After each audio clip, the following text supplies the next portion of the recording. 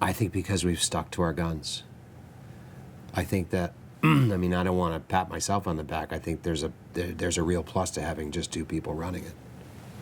And that the guy who took over from the guy who created it learned everything from the guy who created it. And with his blessing. And with his blessing. And so that, you know, that's been a factor. I think we've been able to maintain our standards and our values. And so a huge part of what you do is the viewer needs to watch it and say, yeah, that's 60 minutes. As soon as you compromise it, they see it. That's part of never underestimate the audience, never underestimate the viewer. They know what they're getting.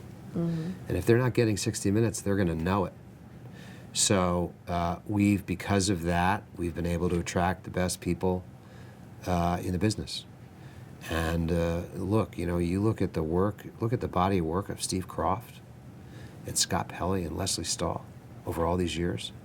Morley Safer, I mean, we've just lost, and Bob Simon, all the people we've lost, but you just look at the people who are here today. You talk about longevity. Well, I could watch any one of those Steve Croft stories and still love them. Mm-hmm. You know, I mean, Leslie doesn't do a bad story. You know, Scott doesn't do. It's a collection of incredibly fine people who share the same sensibilities and values that I think have really been responsible for our longevity and a continued understanding of what those things are. Because as soon as you lose sight of them, it's fragile. It's really fragile. People don't realize how.